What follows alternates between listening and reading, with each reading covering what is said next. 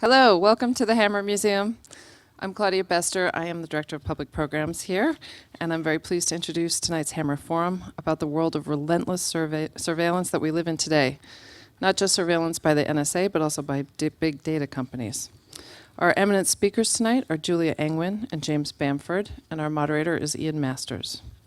Before we get started, I want to remind you to please silence your cell phones, and please note that taking photographs and video and audio recording are not permitted in the theater. I also want to quickly mention some upcoming Hammer programs you might be interested in. On February 11th, the next Hammer Forum will discuss the Armenian genocide. Then on March 19th, we'll look at ISIS and why so many young people around the globe are leaving their homes and joining extremist terrorist groups. Also, next Tuesday, the Hammer is putting on a special multimedia performance program discussing and sampling a few of the many indigenous languages that are predicted to go extinct over the next 50 years. The Hammer is also collaborating with the UCLA Institute of Sustainability and the Environment to produce a year-long series looking at water issues around the world. And in February, we're going to have a panel discussion here about whether Southern California can ever have an environmentally sustainable water system.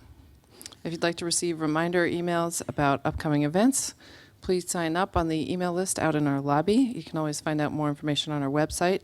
The last several Hammer Forums have also been uploaded as video podcasts on our website, and tonight's program is out in the world through live stream as well. So on to tonight's program. The Hammer Forum is a monthly series of public discussions about current social and political issues, and it's made possible with the generous support of Andy and Branya Galef. We're trying out a new method for handling our forum question and answer period. You should have all received some note cards and pencils for you to write your questions on. When we get closer to Q&A, we'll send around ushers to collect your card and bring them to the stage. You can just hold your card up when you have a question, and someone will come by and pick it up. We've done this several times now. We've gotten a lot of feedback. A few people hate it. Most people really love it because we're able to get a lot more questions in quickly and address more audience members' questions for the panelists. So we're going to keep trying it. If you didn't get a note card or you need extras, you can also always just raise your hand and an usher will bring you some more. Please be sure to write your questions very clearly and in big letters. That helps a lot so the moderator can read them. So now I'd like to introduce our moderator, Ian Masters. He'll introduce the panelists. Ian is a BBC-trained broadcast journalist who's covered national security affairs for over 25 years on public radio. He's the host of the Daily Briefing, Mondays through Thursdays at 5, as well as Background Briefing on Sundays at 11 a.m., all on KPFK 90.7 FM. Ian has been a senior fellow at UCLA's Center for Strategic and International Affairs and the UCLA Center for International Relations, and was a consultant to the Center for National Security Studies at Los Alamos Laboratory in New Mexico. Please join me in welcoming Ian Masters.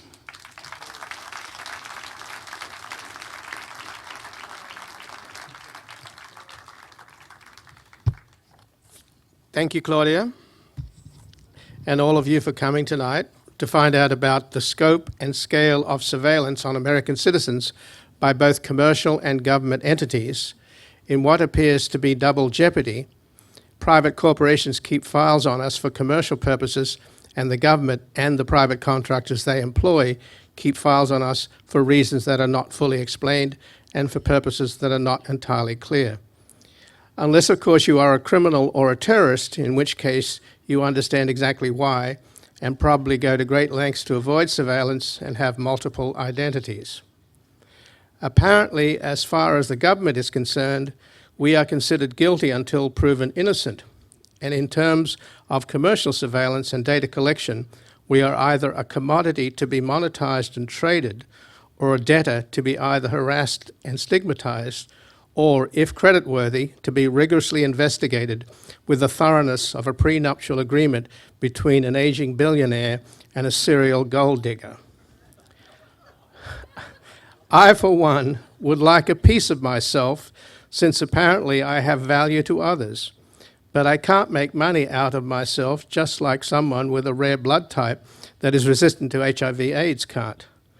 Others can patent the DNA of this winner of the genetic lottery and make millions, but not the individual themselves. As a sidebar, it is worth noting that hackers can steal data on you or me and millions of others and make money by selling it to cyber bundlers, who in turn sell our data to cyber organized criminals, who then steal from us as opposed to just make money from us. As more and more of our economy becomes financialized, the growing economic power of Wall Street becomes obvious. But so too is the growing political power of Wall Street, where lately it is apparent that Congress is somewhat shamelessly and brazenly doing Wall Street's bidding. 2 days ago, the New York Times ran a story on innovative data collection methods banks are now using to collect information on customers for underwriting loans. This involves sophisticated algorithms and deep data mining into social media, even penmanship, to decide whether you are creditworthy. So in addition to accruing economic and political power, it seems the big banks are also becoming Big Brother. Meanwhile, the government, through the Ultra-Secret N.S.A., that used to be jokingly referred to as no such agency, is building a huge depository in Utah to store metadata on all of us in order to find out who among us is an enemy of the people. We now know from what just happened in Paris that a lot is already known about those who might do us harm, whether they are the Kouachi brothers in Paris or the Sonarov brothers in Boston. But it turns out that in order to prevent a terrorist on a watch list from activating a plot and causing mayhem, guaranteed to generate global headlines for days on end, it requires about 25 watchers around the clock conducting blanket surveillance 24/7 at a cost of $8 million a year per terrorist suspect. Since under the logic of metadata collection we are all guilty until proven innocent, the bill could add up considerably. And even with the billions pouring into the NSA's coffers, as well as their contractors, you could burn through those billions pretty quickly. Of course, we don't know, and our representatives probably don't ask, what the NSA spends our money on, since the product in intelligence gathering is amorphous, intangible, not to mention secret. Unlike the Pentagon, which has to deliver a new warplane even at $1 billion a copy, at least we get a look at it, even if it's a turkey. But with the product that an intelligence contractor like Booz Allen Hamilton generates, whether it's worth the billions of taxpayers' money or not, we have to trust, but not verify. Assuming that the consummate Beltway insiders, the Carlyle Group, who own Booz Allen Hamilton, are compensated for what they produce, rather than whether they have the inside track on how to get the government contracts, we can't question their patriotism. But we can question the patriotism of their most infamous employee, Edward Snowden. In the movie, now up for an Academy Award, Citizen4, Snowden explains his motivation to release the biggest cache of secrets in history, which is that he wants to alter the relationship between the government and the people. Snowden argues that the government is supposed to be the servant of the people, and that relationship is now skewed in the government's favor, and that citizens need to reassert their control over the government that is supposed to serve them, not the other way around. So how are we doing in the post-Snowden era? We will find out tonight. First, Julia Angwin will speak about the extent of commercial surveillance and data collection we are subject to and what control we have over it. Then James Bamford will speak about government surveillance and data collection and what control over it we have. Then we'll all kill ourselves. I mean, we will have a discussion before extensive Q&A with you, our audience. Julia Angwin is an award-winning investigative journalist at the Wall Street Journal. She is the author of Stealing MySpace, The Battle to Control the Most Popular Website in America, and in 2003 was on the team of reporters at the Wall Street Journal that was awarded the Pulitzer Prize for explanatory reporting for coverage of corporate corruption. In 2010, she led a team of reporters that chronicled the decline of online privacy in a series of articles called What They Know that won the Gerald Loeb Award. Her latest book is Dragnet Nation, A Quest for Privacy, Security, and Freedom in a World of Relentless Surveillance. And she will be signing copies of it after the forum is over up in the lobby. Ladies and gentlemen, Julia Angwin.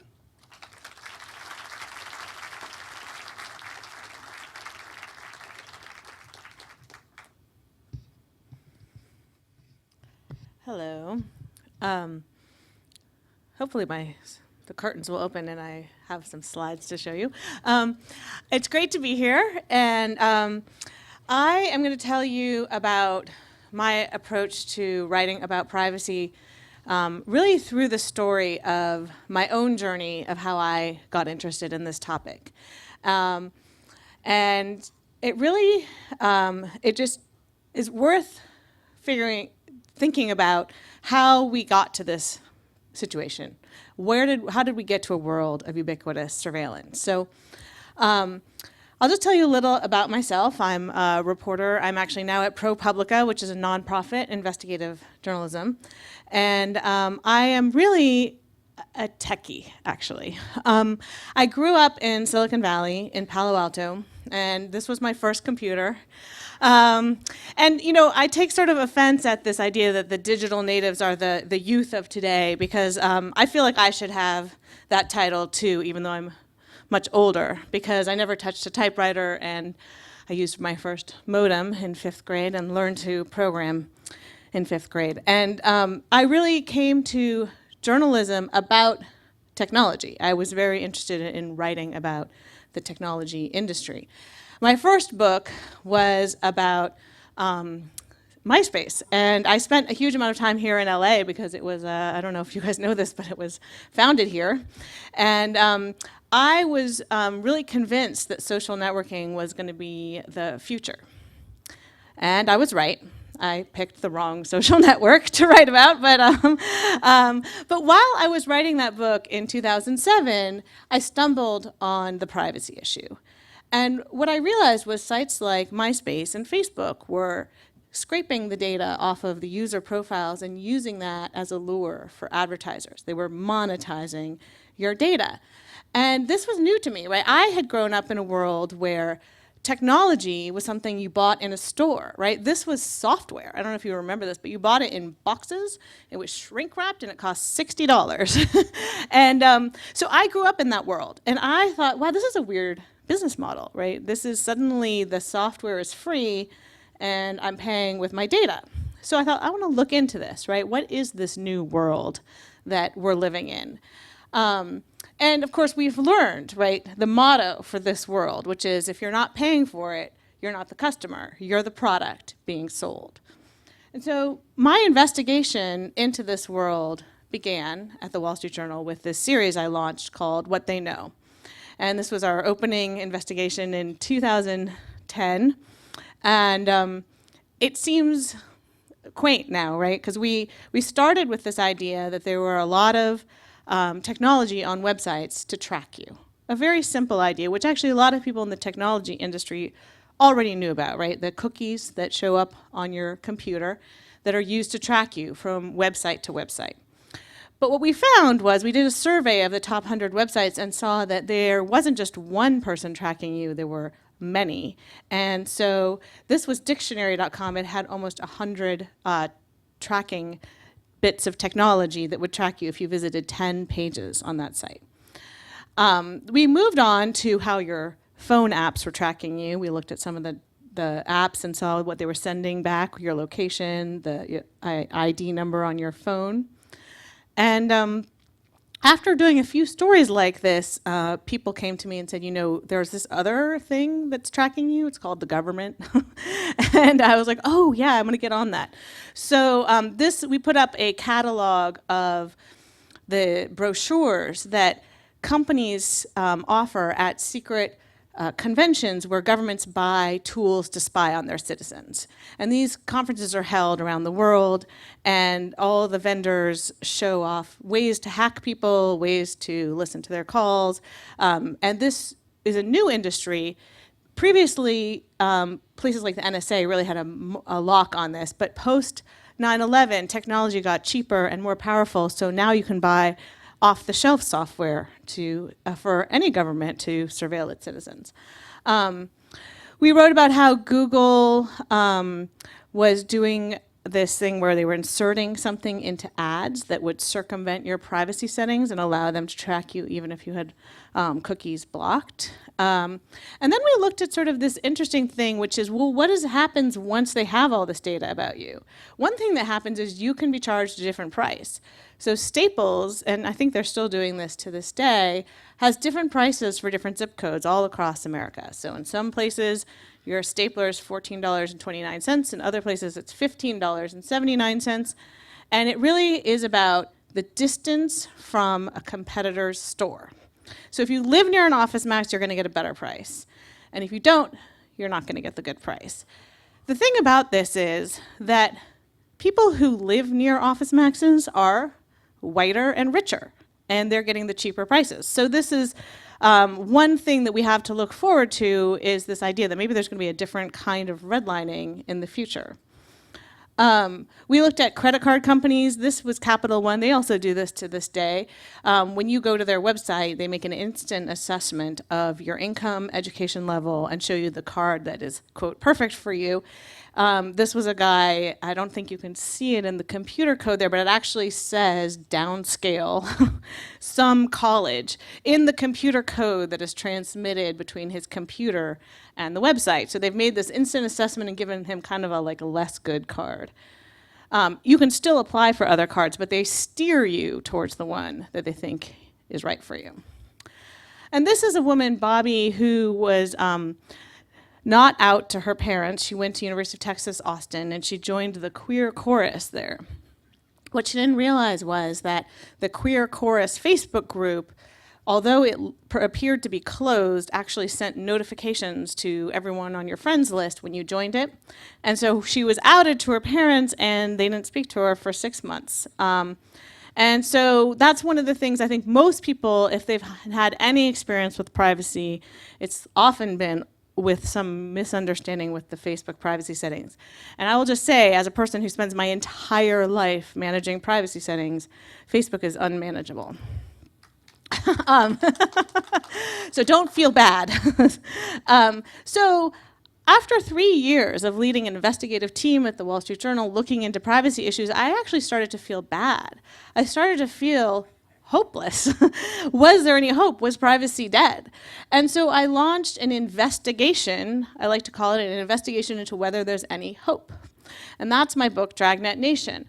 So for this book, I tried to live in the modern world, but protect my privacy, to see, was it possible, right? All of these companies tell me that I am choosing to give up my privacy. So I decided to choose not to.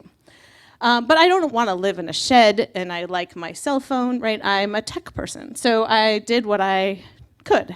So I want to tell you a little bit about my experiment. So the very first thing I had to do was break up with Google. It was sad. I actually liked Google. Their logo was kind of cheerful. I felt like they weren't really that evil, but they knew so much about me, right? They had maps, they had my phone, they had all my searches, they had every email, which they admit to, quote, scanning, also known as reading. So it was just too much, right? There was just no, it was a one-stop shop, right? If the government wants anything about me, they just have to go one place and they have it all. So the first thing I did was leave search. I went to a search engine called DuckDuckGo. It's privacy protecting. They don't store any information about you. And of course, the first thing you notice when you go there is that you type in your search, and I was really annoyed. I was like, it's not filling it out for me, right? I was like, I got so used to Google reading my mind that I started to feel cranky about them not reading my mind. But then I realized that this was a feature, not a bug, and I've gotten used to it, right? So now I type in the extra 2 words like Museums New York or Museums LA, and I've been using it for 3 years happily. I use some tools to prevent all that cookie tracking that I had started my investigation with. So I use one called Disconnect, which blocks all sorts of different ad tracking technologies. It's a constant arms race, of course, so there's always a new technology that tries to get around these features, but at least I feel like this blocks some of them.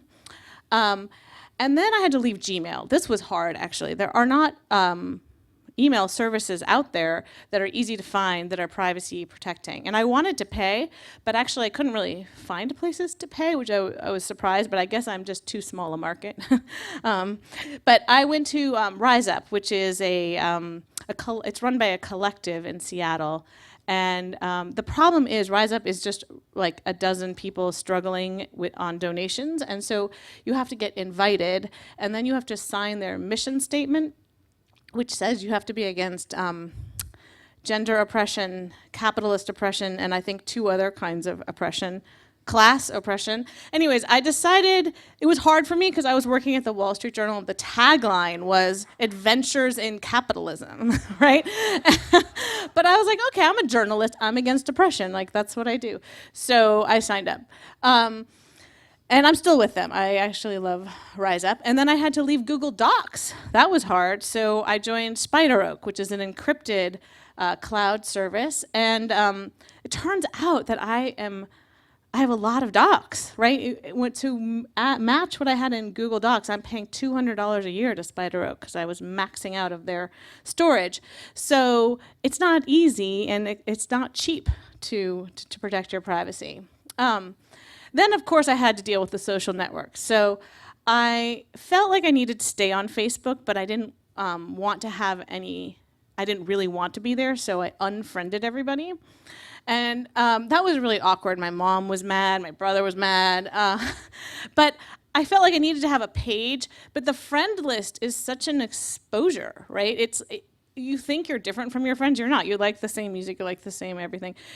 So it tells everything about you. And as a journalist, it's actually particularly difficult because your sources could be in there. So I had to cut back on Facebook, and then I deleted LinkedIn, which was actually heartbreaking because I felt like I would never get a job again. I was just convinced of that. And then, of course, 6 months later, I got a job. I left the Wall Street Journal to join ProPublica, so it turned out to be okay. My biggest challenge, though, was the phone, right? Because the phone, to work, has to send out all sorts of signals. It sends out the Wi-Fi signal, the cell signal, the Bluetooth signal, and there's all sorts of people who are interested in picking up those signals and tracking you. So I decided that I needed to take a radical approach, a fake identity. So this is Ida Tarbell. She's a muckraking journalist from the turn of the century. She wrote the groundbreaking series about Standard Oil that led to its breakup. And she's a heroine of mine, so I thought, I'm gonna get her a phone. So it wasn't so easy though. First I had to get her a bunch of things you need to have a phone. So I needed to get her a postal address. So a friend offered me a spot in her box. Then I got her a credit card, which is, I would like to say, legal. She's attached to my identity, so it's as if it's my kid. I pay her bills. So American Express knows that Ida is on my account, but it gives me that veneer when I go shopping somewhere that I have a different name on it. And then I got her an Amazon account because I thought once you have a credit card, you should definitely have an Amazon account in order to order all of James Bamford's literature and everything that he's written everything that's written about the NSA and the Stasi. I order through that account, just in case it's raising a red flag somewhere. And then I got her a phone, and I was feeling guilty about Google, so I got her a Google phone. I don't know why. And this was all very well and good, except for the fact that it very quickly dawned on me that Ida goes all the same places I go and makes all the same calls that I make. And so it really wasn't fooling anyone. So that's where I ended up in the very sad situation of putting my phone in a Faraday cage, which is a bag lined with metal that blocks all signal. I do this. I don't do it very often, but I do it, like, for instance, if I'm going to meet a source or I just don't want to be placed in a location ever. I don't want there to be any sort of history that I was there. I put it in this bag. But it does make me feel kind of alternately cool like a spy and alternately like a total loser. And then my final task in my Herculean tasks was trying to get out of the data brokers. So the data brokers are these companies on the back end that used to be in the junk mail business. They had your name and address and your magazines, and now, of course, there's so much data for them to buy about you that their dossiers are quite robust. However, we're actually one of the only Western nations that doesn't give you any rights over that data. So of the 212 data brokers I identified, only 92 offered opt-outs. And I was actually not able to opt out of all of them because some of them asked for so much additional information in order to process the opt-out. Like one wanted my credit card number. And I was like, you know, this is starting to feel like extortion. So I wasn't that successful in getting out of the data brokers. So what did I learn from my journey? The first thing I learned was it was expensive, okay? This is my total of everything I bought. It was $2,500 for 1 year. Yes, okay. Now you gotta figure a burner phone every month and, you know, my email service and my $200 and of encrypted cloud storage. But still, this is not for everybody, right? And so I started thinking, this is ridiculous. Is privacy a luxury good only for the rich? And then I realized, no, it's even worse. It's a fake luxury good because I didn't get privacy at the end, right? It's like a fake bag you get on Canal Street. I didn't get out of the data brokers. My phone was still tracking me. I couldn't get my friends to use any of the whiz-bang encryption software that I'm sure James will talk about. And I actually didn't know if my tools worked, right? I put on this disconnect and I tried to track whether I was being tracked online, but you know, I couldn't really tell. And so then I realized I was searching for the wrong thing. I thought I was looking for privacy, but I actually was looking for assurances. I was looking for something that we have a name for. I was looking for justice. I wanted due process. I wanted rights over my data. I was okay if I could share it, if I could later say that wasn't fair, or that data I need back, or if I had some rights over it. But currently, I don't. And so I don't want to participate in the data economy. And that's why I realized that I think we should call it the issue formerly known as privacy and call it human rights.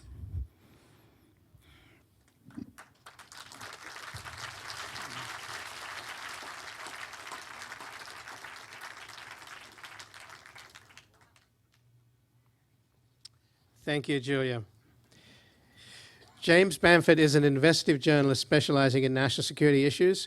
He was the Washington investigative reporter for ABC's World News Tonight and is the author of the best-selling books Body of Secrets, The Puzzle Palace, A Pretext for War, 9/11, Iraq, and the Abuse of America's Intelligence Agencies. And he currently writes for Wired magazine, where he recently wrote about the several days he spent in Moscow with Edward Snowden. His latest book is The Shadow Factory, Inside the Ultra-Secret N.S.A. from 9/11 to Spying on America. And after the forum, he will be signing copies of it up in the lobby.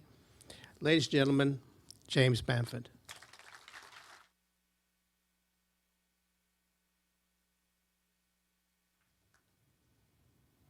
Thanks, and I really appreciate being here. I always thought having started writing back in 1980 or so, I always thought I'd end up in a museum, but out on the display floor as opposed to a nice auditorium like this. Let me just get my slides up here and I'll be with you 1 second.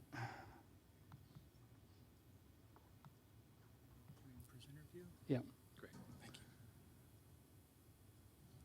So I hope you all have your top secret clearances here. I've been writing about NSA, I said, for quite a long time, since my first book came out in 1982.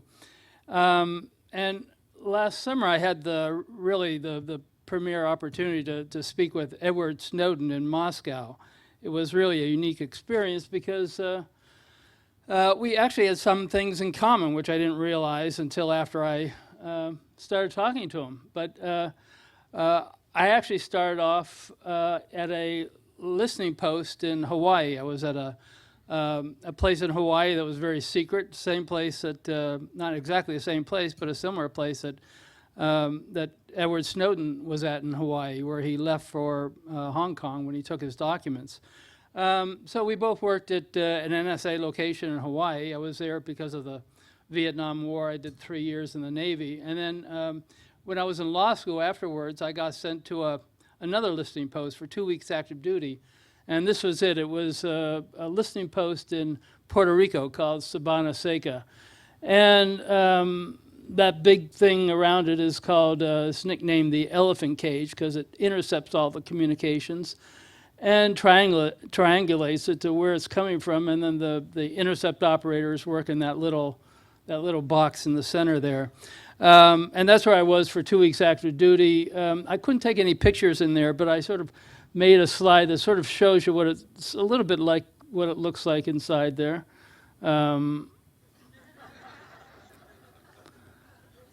That's a general idea of what it looked like.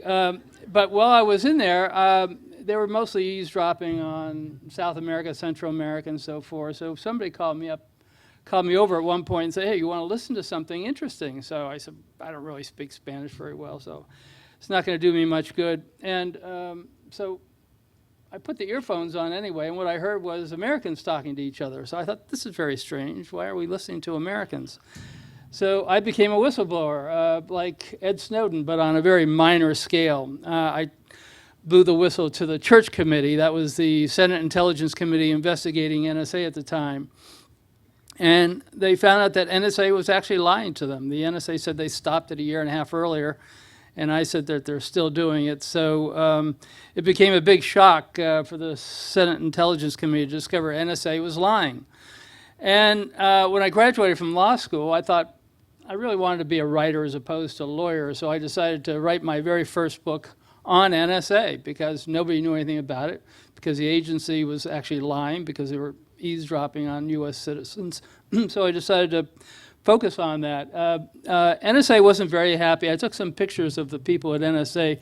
when my book came out, and they weren't very happy. As you can see, a few angry faces there.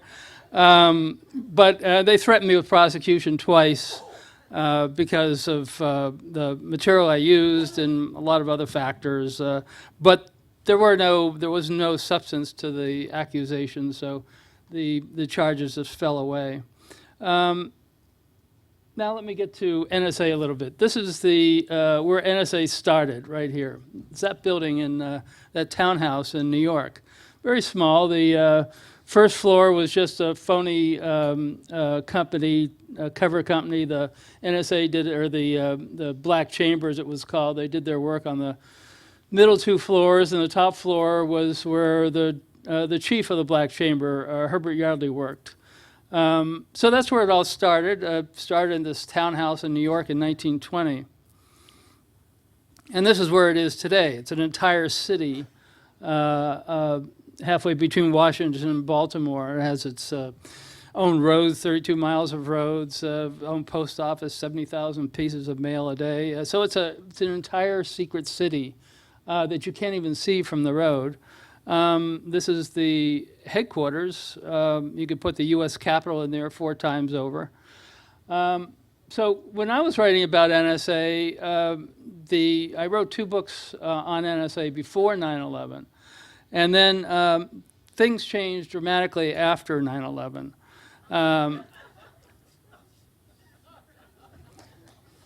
George Bush decided that he couldn't trust the Foreign Intelligence Surveillance Corps, so he decided to do warrantless eavesdropping. And the person who actually did the eavesdropping, or actually implemented the eavesdropping, was General Keith Alexander. He had an idea of how he's going to go about that, and the whole idea was to collect it all.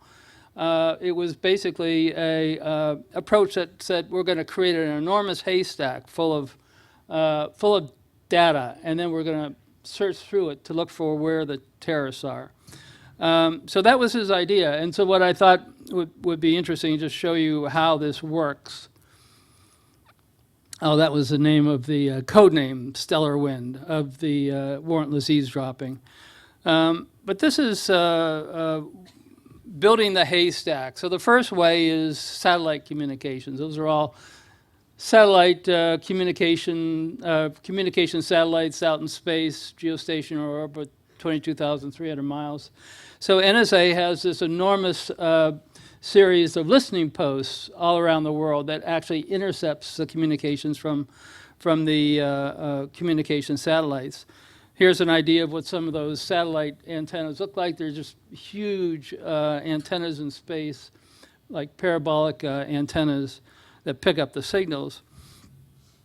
And what NSA has done is put these all over the world.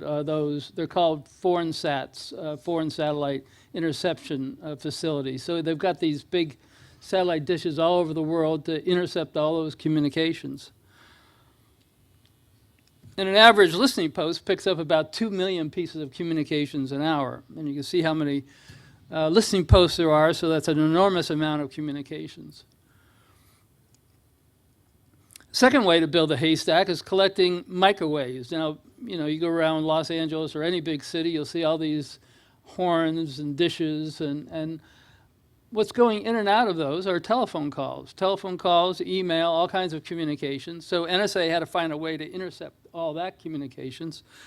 The nice thing is that the Earth is curved, and those signals are straight. So they go right off into deep space. So in order to collect them, the NSA puts a satellite out in geostationary orbit, stays in the same place over the Earth, and it just picks up those signals. So it's actually eavesdropping on the telephone calls that you might be making in a city right from 22,000 miles away in space.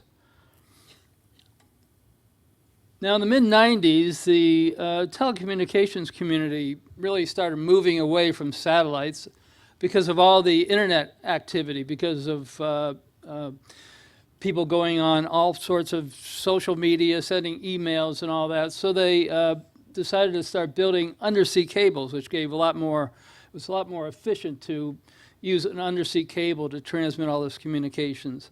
Well, that was a big problem for NSA. With the satellites, they just put a big dish out there and it all falls into it. They don't really have to ask anybody's permission. But with the undersea cables, it became a really big problem because NSA now had to actually make a deal with the telecommunications company to get access to the cables. So what they did was they began tapping into the cables, and the way they would do it, all these cables have these hair-thin lines going through them, and it's photons that go through those, and then you have basically like a prism, and you divide up the signal. One of those signals goes down into a very secret room. This is actually NSA's secret room in the AT&T facility in San Francisco. So the communications come in on the upper floor, and then they go down to this secret room, the room where that orange door is, and they go through all NSA's equipment, the NSA's filtering equipment, looking for your name or your email address, or a particular word you used or a phrase you used. So they've got these secret listening, or these secret rooms in lots of places around the country now, a lot of AT&T facilities and other communications facilities. So that's basically how they tap into the communications. If the equipment in the room sees your name, then that information, that signal, that email or whatever it is, it could be a Facebook posting or an email, whatever it is, will go right to NSA for analysis. Now, some of these communications cables, some of these undersea cables actually don't cross the ocean. They just go from one part of a country to another. So for that, they actually created an undersea tapping submarine that would go down and actually tap on the cables undersea. And it was actually the USS Jimmy Carter they decided to use for that. I don't know if Carter would have ever approved it, but it was a Jimmy Carter that they've used for actually doing the undersea tapping. And this is actually a picture of one of the undersea taps. This is actually a tap that they had on a Russian cable. Unfortunately, there was a defector at the NSA who told the Russians about this. So this is now sitting in a museum in Moscow instead of on the bottom of the Sea of Irkutsk. So now they also needed the internet communications, which contain enormous amounts of personal data. And one of the things that NSA came up with was a thing called Treasure Map. That was a code name. And some of these slides, like this one here, are the top secret slides from Edward Snowden. And what it showed was that the whole idea here was to map the entire internet and to track every device anywhere all the time, which means all your little cell phones there, or anything you communicate on with. The whole idea here is to map the entire internet, which means every single phone, every single computer, every single piece of communications. And again, this isn't something dreamt up by a journalist. This is an actual slide from NSA. One of the ways they did it was by a program known as PRISM, and they went to all the different telecom companies. This is another top secret slide, came from Snowden. And it shows all the different internet companies, and it shows the dates at which they secretly began agreeing or secretly began cooperating with NSA.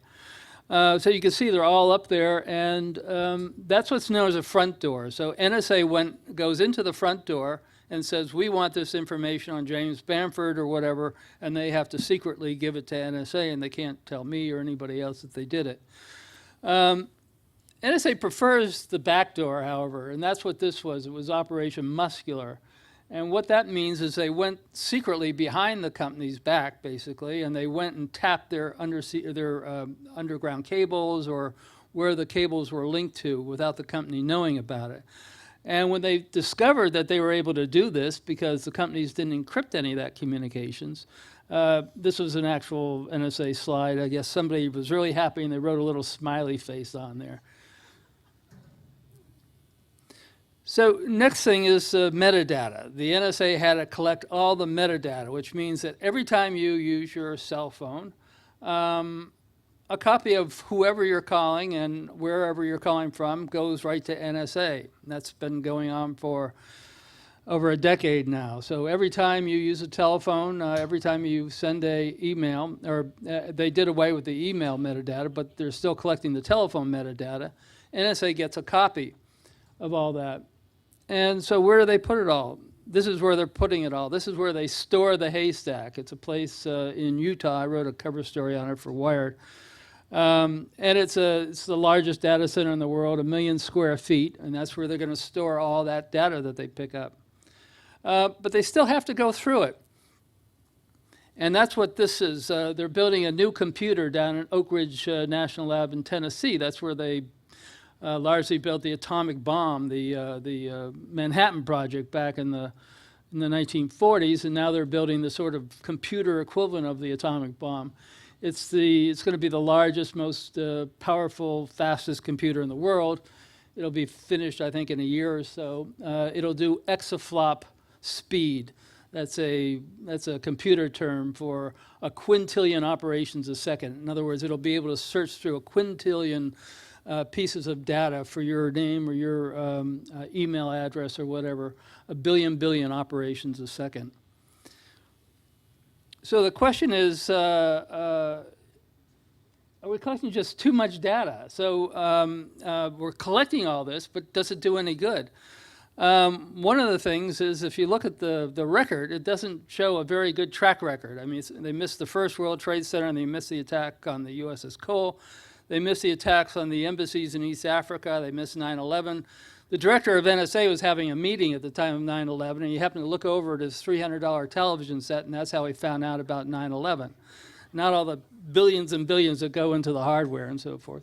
They missed the attempted bombing in Times Square, the attempted underwear bombing over Detroit, and the Boston Marathon bombing, and the one in Paris also. So the track record hasn't been very good. In terms of successes, the NSA originally said when the Snowden documents were released that, we've had 54 times we've been able to stop or thwart a terrorist incident. However, by the time they got under oath before a committee, that had gone down to 1. And it wasn't really a thwarting an attempt. All it was they found some taxi driver in San Diego that was about to send $8,000 to some group in Somalia. And that's the one success that they have after all that collecting all that metadata and so forth. So what protects us from NSA? One of the things is the FISA court, the Foreign Intelligence Surveillance Court, which is a top secret court. It's had a really good track record here. Not many people have actually seen the inside of the FISA court. They keep it very, very secret. I did get one picture out of that, though. So, But it's a really it's a court that really has a good record. Out of 33,900 requests, they did turn down 11. But in case these get turned down, there is another court. It's called the Foreign Intelligence Court of Review, and they actually can overturn the lower court. So there's almost no way that the FISA court is ever going to turn it down. Oh, and then the other way is the intelligence committees. So you can see I got some pictures of them there. Yeah, they are the ones who were really alert when Bush was doing the warrantless eavesdropping and all that. They find out about all these things afterwards. So the real protection, it turns out, is from the whistleblowers. Tom Drake, who I worked on his case, and Ed Snowden, Chelsea Manning, Kirk Wiebe, Bill Binney, and so forth. Those are the people I depend on more than the FISA court and the Senate Intelligence Committee. So what's the takeaway here? The telecoms have been cooperating with NSA for virtually a century now, since about 1920. When they get caught, they occasionally get caught, but they never get prosecuted. Nothing ever happens to them. They just keep on doing it. So, yeah, this is sort of make the point here.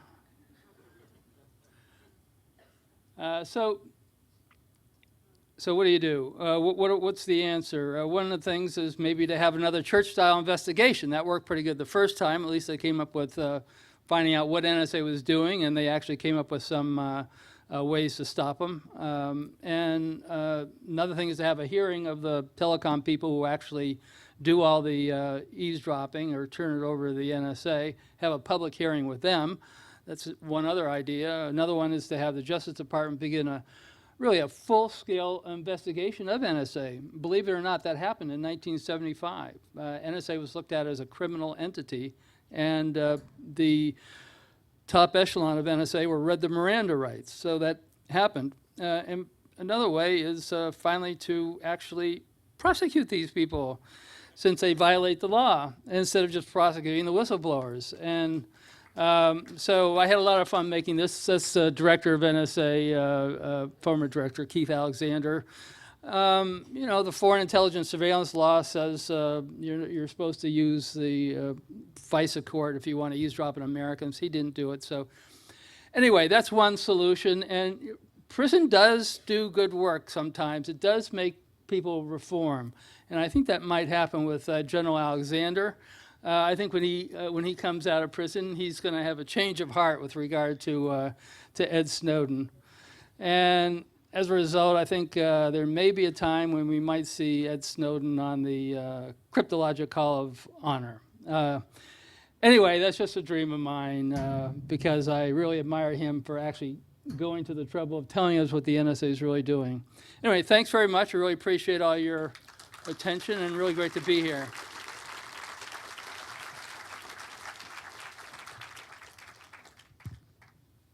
Thank you, James.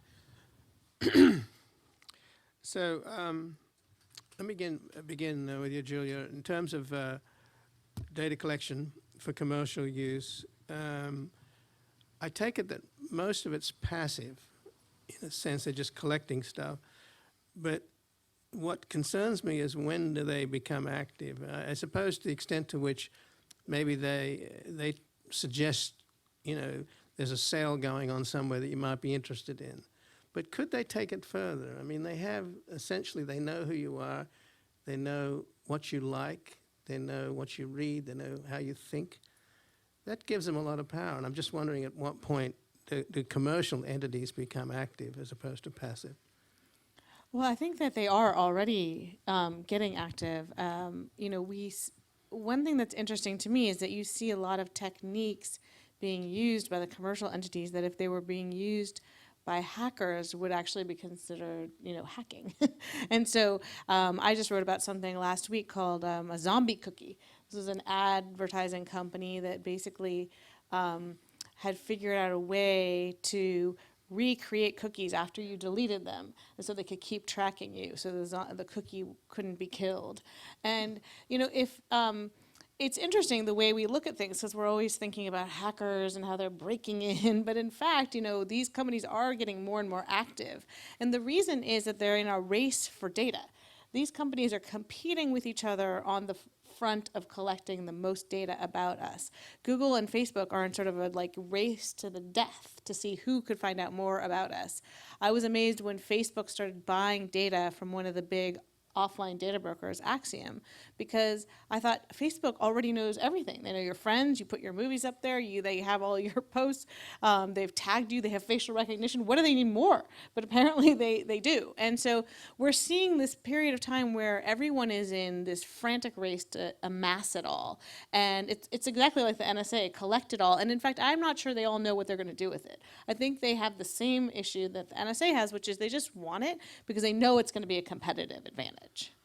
But it's essentially about selling you stuff. Could it go beyond selling you stuff? Oh, absolutely. I mean, first of all, already we're seeing with Staples this idea that there won't be just one price, right? The idea that you could get a different price than me. In some ways, this is an economist's dream, right? Everyone would pay a different price and like free market economics. If I have $5 extra to spend, then it would be perfect pricing for all of us. And the reason this is possible, this is technologically not a fantasy, because each web page that you visit is created for you. That's actually the way the web works. It actually dynamically makes itself, and it can easily show you different things. We already see that Google has different search results for different people. So I am concerned about this world where you will think that you're going onto the internet, which used to be what I think of as like this democratic empowerment zone, and actually what you're really seeing is just like it's a hall of mirrors. You just see yourself reflected over and over again, and it's not just yourself, but it's who they think you are. And so I feel like my vision is going to narrow. I'm only going to see expensive items, or I'm maybe going to only see news that they think I'm already interested in. And that's not what I was so excited about when the internet first came out. And Jim, there is this program called Echelon, which is to do with the Five Eyes, the good Anglo-Saxon stewards of the globe. And my understanding is that even if you could bust the NSA on spying on Americans, that they can use the Canadians to do it, and the Brits can spy on the Australians can spy on the Brits, the New Zealanders on the Canadians, and so forth. Is that how they outsource? Yes, if I had more time, I would have gone into that a little bit better on the slideshow, but that's the idea. It's not just NSA. NSA is America's eavesdropping organization. It's the largest in the world. But it's a consortium. There's, it just said Five Eyes. I don't know why they call it Five Eyes. It should be 10 ears. Because it's the United States, Canada, Australia, New Zealand, and the UK.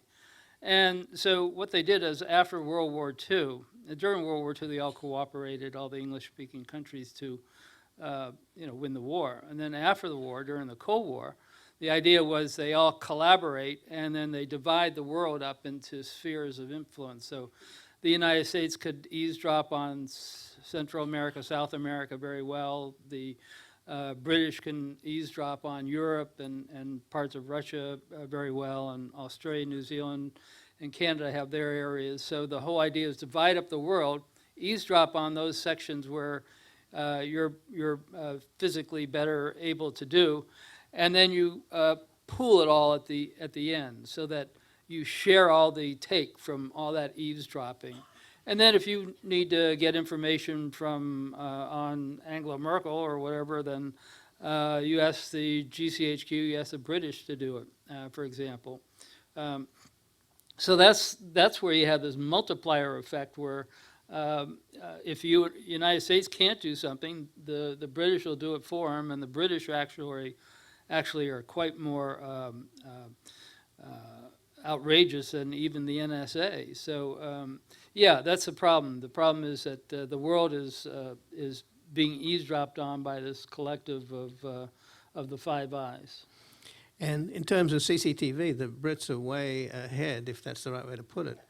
It's ubiquitous coverage. Is that going to happen here? And does that have a commercial or simply a law enforcement angle to it? I mean, the fact that your cell phone is basically a tracking device, that's in itself scary enough.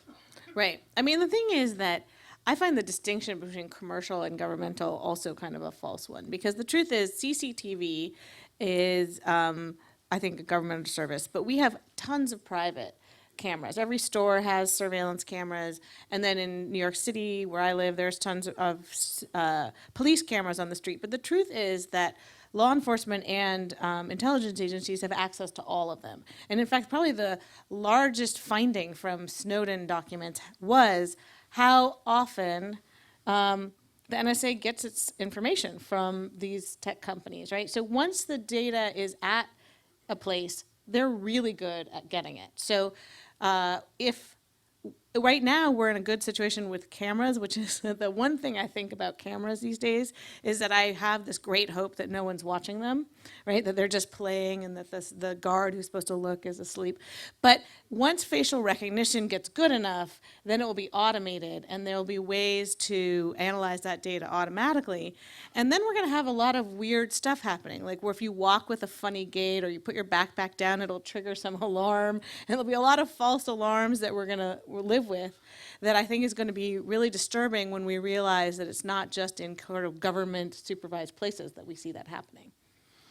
And Jim, the heads of the NSA have always been 4 stars, either mostly admirals, but Army generals, and I think maybe 1 or 2 Air Force generals. So, and one of the things that was really disturbing about General Alexander that came out was that he had built a replica of the Starship Enterprise as the kind of war room in the NSA.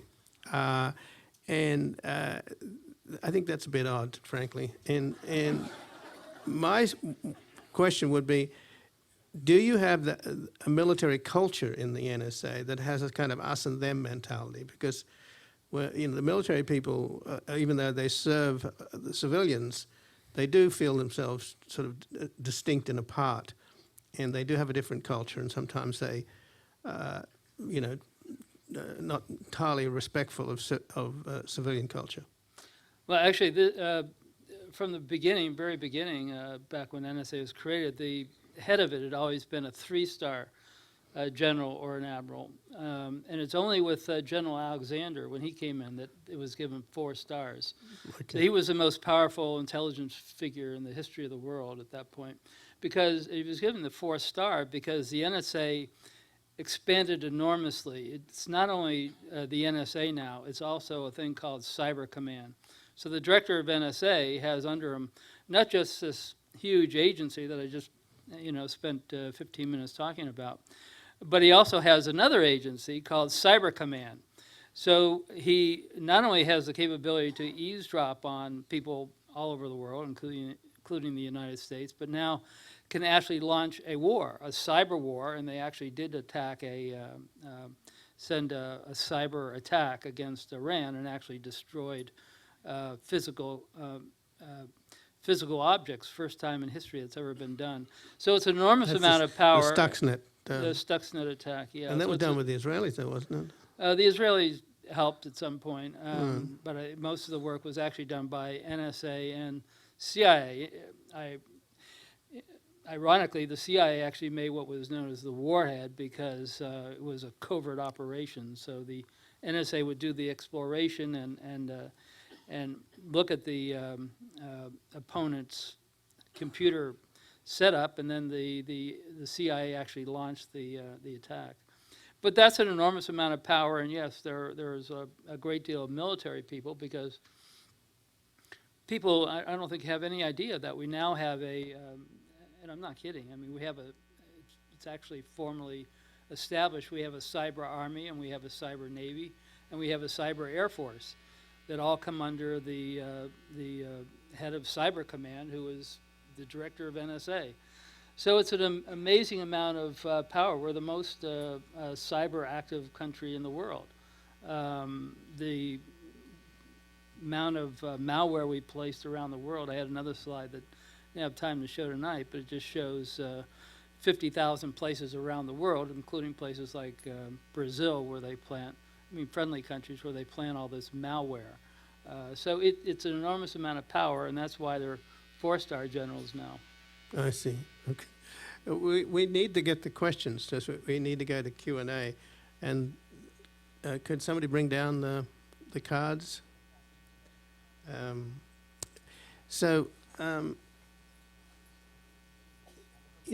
I wonder, Julia, what the difference is. I mean, there are obviously differences between corporate collections and the criminal underground. They both mine data. One steals it, I guess, and the other one gathers it. But is there any sense of liability? I mean, what happened with the Target? I mean, all that data is clearly not being protected. The thing that became out of the Sony hack that struck me was the obvious gap between military capabilities and civilian defenses. And my sense is that, maybe these corporations are just cheap. They're not, doing the due diligence necessary to protect the data. I mean, there aren't any rights, are they, over data? In other words, if you're going to have all this data on us, the very least you can do is protect it. Right. You would hope that these companies that have all this data about us would protect it. But in fact, the evidence is that almost nobody does, including the tech companies, right? I think Google was hacked by China. LinkedIn lost everybody's passwords. I mean, some of the highest flying tech companies are constantly finding that their defenses have been breached. And so we're in this weird world where there is no defense, right? Those guys are supposed to be the experts. They're not doing it. The NSA is supposed to be defending us. That's actually part of their mission. They're supposed to provide defense for corporations. Clearly, and for the rest of us, it clearly doesn't seem to be happening, right? In fact, a lot of people make the argument, and I'd like to hear what you have to say, James, that they've spent so much on offense and sort of given up on playing defense. And then, of course, there's the individual, right? Every one of us has got our little computer and our device, and we don't know how to protect it, right? And so we have a question society-wide, which is how do you protect data, and should there be consequences for not protecting it? One thing that I think is a great solution along these lines is something that Bruce Schneier proposes. So Bruce Schneier is a computer security expert, and he says that the problem is that no one has to pay penalties when they lose data. Target, there's no fines, and so therefore no insurance industry has arisen. And if there were high enough fines, then people would get insurance, and then the insurance companies would force them to put in adequate defenses. And I think that's probably a decent argument. Just to speak about what you were just talking about on NSA's responsibility for defense, there is none. The Cyber Command has no responsibility whatsoever for defending corporations or for defending you or anybody. Its whole job is offensive. It's not a defensive organization. If Sony wants defense, they've got to go out and buy it from a company. That's not part of the deal. The Cyber Command has nothing to do with defending the American public.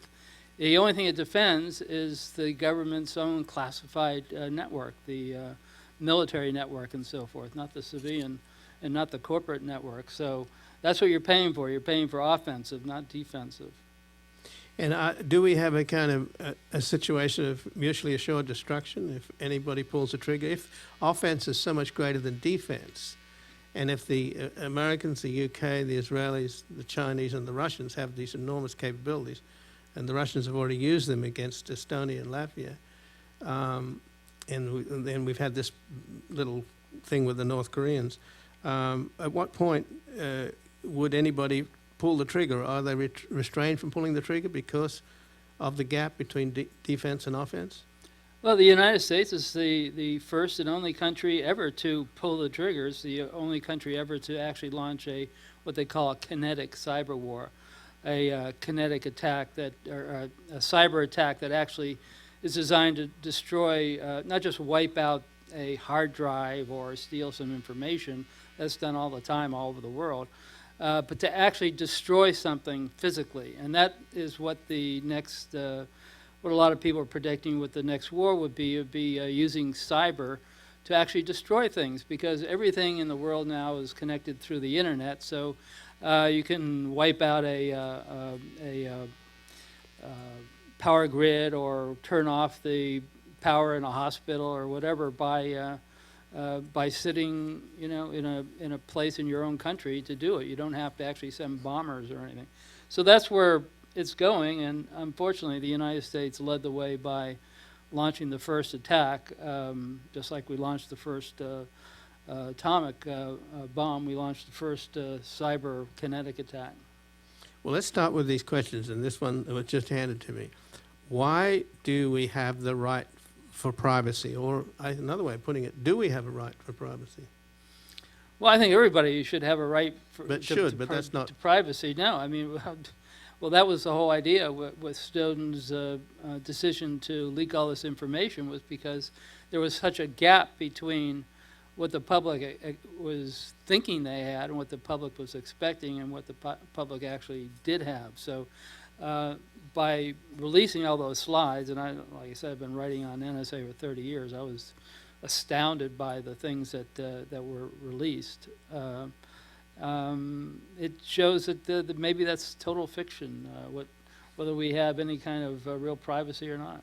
I would just add that on a legal basis, we are one of the only Western nations that doesn't have sort of a universal right to privacy. So most Western countries, particularly Europe, has a universal declaration that this is a basic fundamental human right, the right to privacy. And then, of course, they adjudicate what that actually means on an individual level. But we actually don't have that. We have only basically the Fourth Amendment and the First Amendment of the Constitution, which sort of, impact privacy rights. But there's a lot of legal scholars and who've said we should have such a law. And the Obama administration did actually call for a privacy bill of rights 2 years ago. It didn't go anywhere in Congress, and I haven't seen them calling for it post-Snowden. So who's in charge, really? Hidden, deep government? That's a question. Oh, that's the question. Sorry, I'm reading it. Yeah. I mean, I don't know. I personally think that we're in right now we're actually in a good way, sort of, in that the data hasn't yet been fully consolidated, right? It's very decentralized. There's a huge amount of data collection about all of us, but right now, for instance, there are like 600 companies that are in the business of tracking your online movements, and my great hope is that each one of them only has 1/600th of my movements. And but what we're seeing is consolidation in the tech sector and places like Google and Facebook that are starting to have a monopoly on our data. And I think that when you're a Google or a Facebook and you're in the United States, that also means essentially the government has a monopoly on your data, because the government can go in there with these court orders, which are never turned down, and get it. And when on the private side there, I was very amazed the other day. I met somebody and had a business that I had never heard of before, and what they do is they drive around neighborhoods at night after dark in a vehicle that has a device on the top, and what it does is it measures the heat coming out of everybody's house, and then they keep a record of that, and then they eventually go to the people and say, hey, you should buy some better insulation and so forth. But so during the day you've got the cameras going around taking pictures of everybody walking around, and at night you got cameras going around taking pictures of your house. Did the tech companies collude with NSA government to create surveillance? Are they complicit? And I can't read that bit. Are they complicit? Well, I don't think they're. You've got to divide it a little bit. The companies like AT&T have always gone out of their way to give the NSA whatever it wants. I've seen that happen time and time again. The telecom companies. With the internet companies, it's a bit different. They don't want to really cooperate if they don't have to, but NSA forces them to, so there's really no choice. So I think there is some resistance by the internet companies, but I've seen time and again, after 9/11, for example, AT&T, before they were even asked, went to NSA and said, can we give you all our information? So this is an interesting question that sort of has echoes of J. Edgar Hoover. How can we protect Congress and executive branch from spying and therefore blackmail? And then second question, how can we prosecute the spying establishment? So that's, I think, very interesting, because, we don't know what remember when Ashcroft was on his sick bed, Yeah. and they turned it over to Comey, who's now the head of the FBI, and they rushed in, the Comey and what's his name, Mueller, the head, and basically were threatening to resign if this regime continued. Is it possible that regime, that they were, Karl Rove was finding out what Teddy Kennedy was up to? Well, it's hard to say. One of the things that did come out of the Snowden documents was this one memo from General Alexander, actually, that said that since we're able to actually see people's porn habits, where they're going in pornography and so forth, what we're able to do is find people's vulnerabilities. And so maybe we can make use of these vulnerabilities for some of our targets. And the targets they were talking about were people they called radicalizers. These weren't terrorists, and these weren't people charged with any kind of crime. These were just people that were that they called radicalizers, and this was one way of maybe, blackmailing them. And that's what happened in the 1960s with J. Edgar Hoover and people like Martin Luther King, who they actually did collect sexual information and tried to intimidate him to not speak out because they considered him a radicalizer back then. So those are big dangers, and I think Snowden's bravery by coming out and revealing a lot of this stuff has put a stop on some of it to some degree.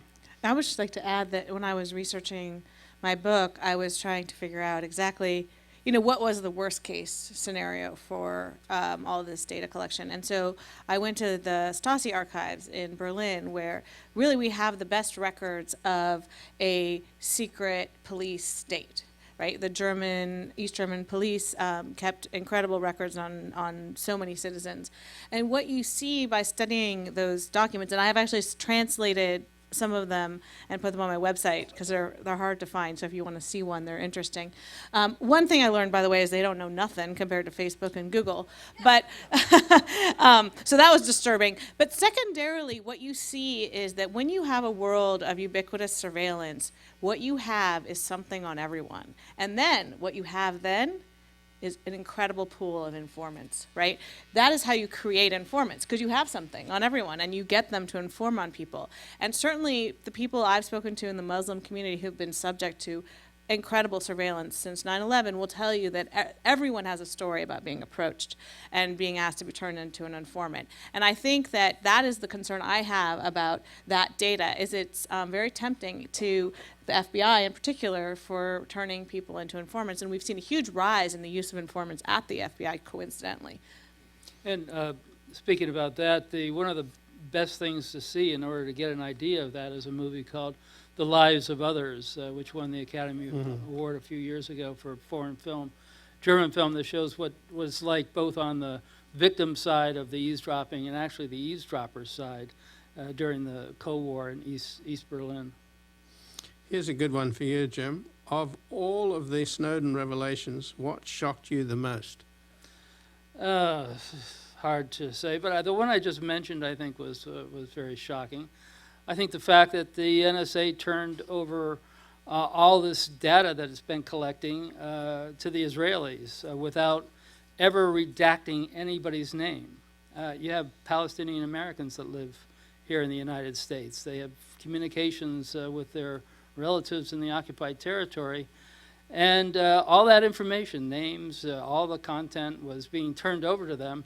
And to show you how good the Israeli NSA is at protecting information, I wrote a piece for the New York Times on this. A couple of months ago, there were 43 Edward Snowdens, basically, 43 people from the Israeli NSA that got up, walked out the door and said, we're not going to do this anymore because we're using this information to blackmail people, Palestinians, into becoming informants for Israel. So these are all the dangers that come about, and none of this stuff would have happened if Snowden didn't release the information, if you didn't have brave people from both Israel and also in the United States coming forward. How do the local police departments, such as the LAPD, fit into the surveillance process? Oh, I love that question. So the thing about the surveillance technology is it's getting really cheap. So the police departments can buy it. So one thing that I have looked into a lot is the license plate readers. I don't know if you've heard about these, but almost every police department in the U.S. has got them, and they drive around, and their cameras are on the car, so they're taking pictures all the time of your car and where it's located. So what's interesting about that is they suddenly have you suddenly have a police record. Like previously, there was no data about you unless you'd been arrested at the local police department.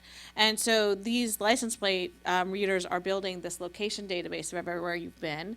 And then there's these Stingray devices that the police are using now, which basically they are like a little cell tower themselves. So when they come near you, your cell phone automatically connects to it, and they can pull in the phone numbers of everyone at a protest, or they want to find out who's here at this surveillance event. They literally just drive the van outside, and it's amazing to me. In New York City, the little local district police right half a block from my house have one of these vans. It's every one of them has this particular van that can imitate a cell tower. So the problem is that this surveillance, like you worry about the NSA, those are practically the good guys. Wait till the like local county sheriffs are doing this, then you got to worry.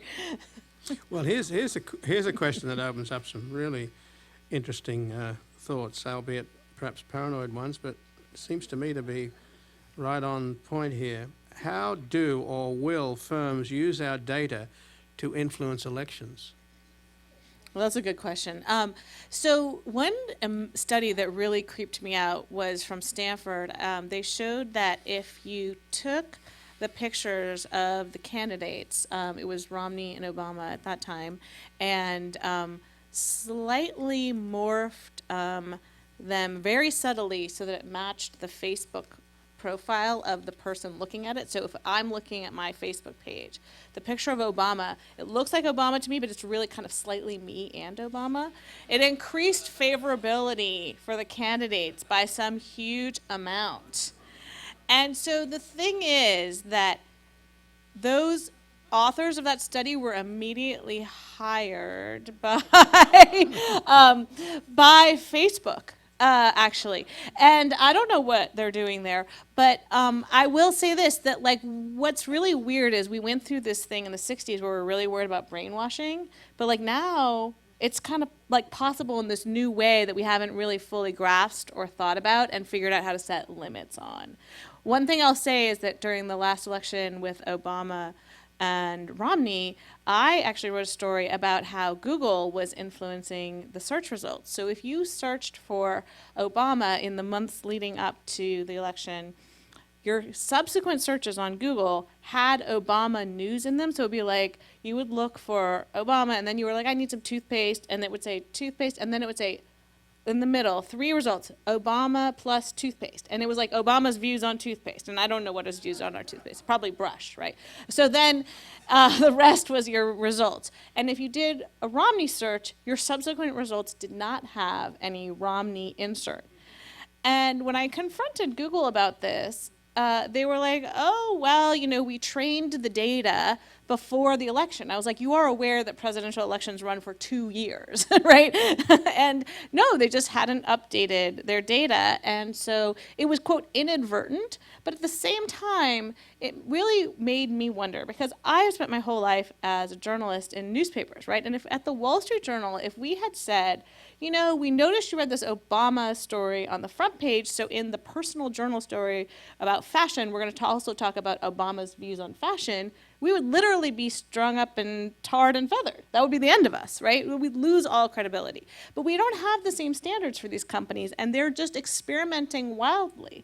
And so sometimes it's inadvertent, but I do very much worry about the future for elections. Any thoughts on that, on the idea that data could be manipulated? Well, I think Julia makes excellent points there, that's a very scary thing in the future, that you can actually have this subconscious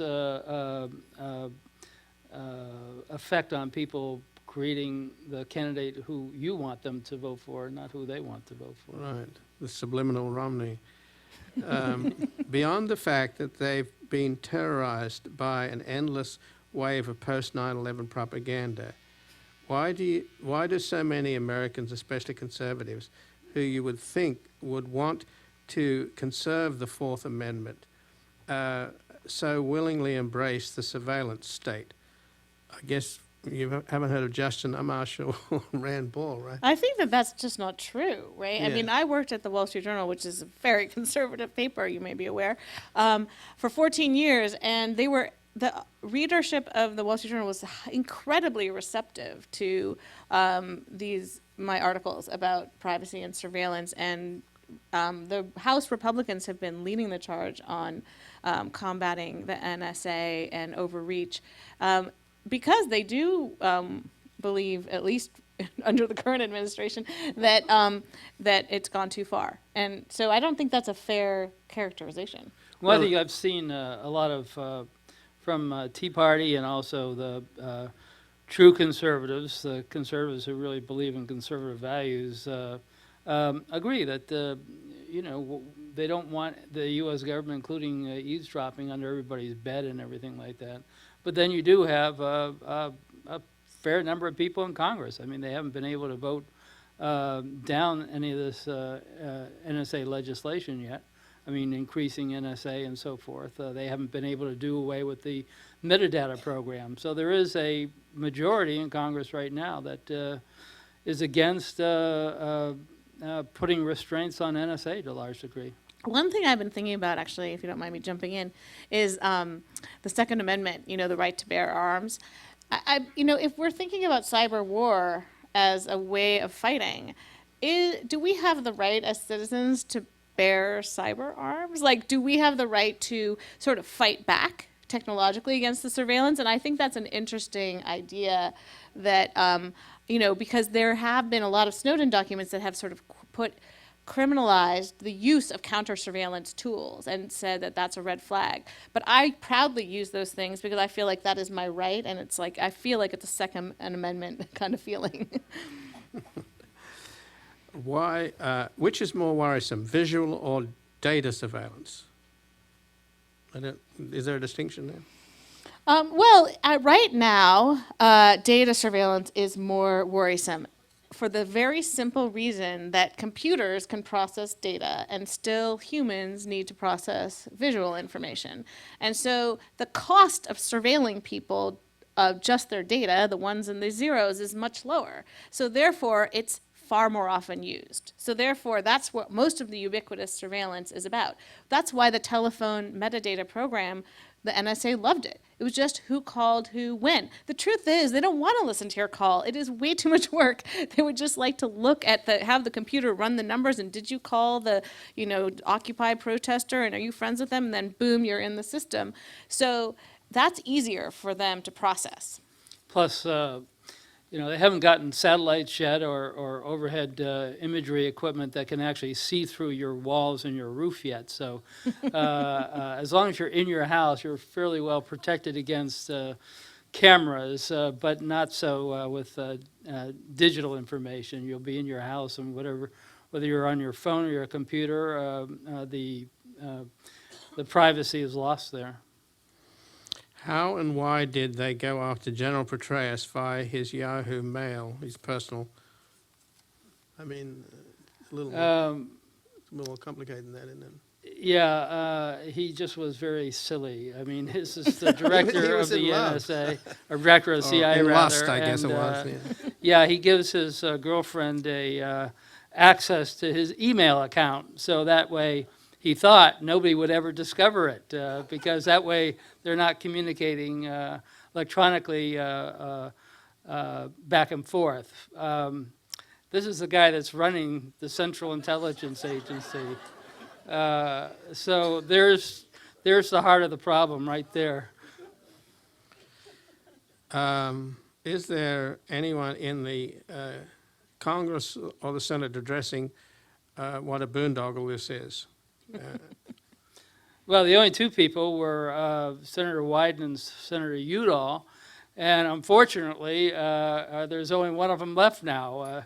Senator Udall lost his seat from Colorado, so it's gone in the wrong direction here. The two people that have been sort of championing putting restraints on NSA, one of them got voted out of office, and then the entire Senate turned more Republican.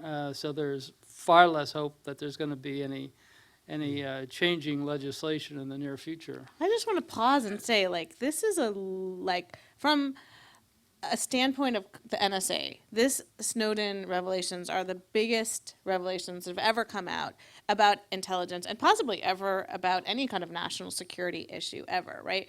And what blows my mind is that after Watergate, the president resigned, right? And after Snowden's revelations, not even one bill has passed. I just think that is so stunning and sad that we couldn't do anything. I just have to pause to memorialize that. Well, nobody's ever been fired or prosecuted for torture or anything in this. I mean, Right. you have to be a whistleblower before you get Right, that's how you get prosecuted. prosecuted. So here's a question to end up on. So we'll all sleep peacefully tonight, okay? Does the NSA spy on POTUS, who just gave the State of the Union? We know they spy on the UN and every other government. You know, it's funny. I was reading the Nixon tapes, and if you read the Nixon tapes, there's actually a portion in the Nixon tape where Nixon actually, on the tape in the Oval Office, says, "I wonder if they're actually spying on me." So I think presidents have to wonder whether NSA has a special room for all their communications from the White House. Well, I thank you both for coming, and there'll be a book signing up in the foyer. And you can continue the conversation at the book signing. We'll be up there in 1 second in the lobby. So we're going to whisk you away. Okay, thank you. That was great. Okay. Thanks very much.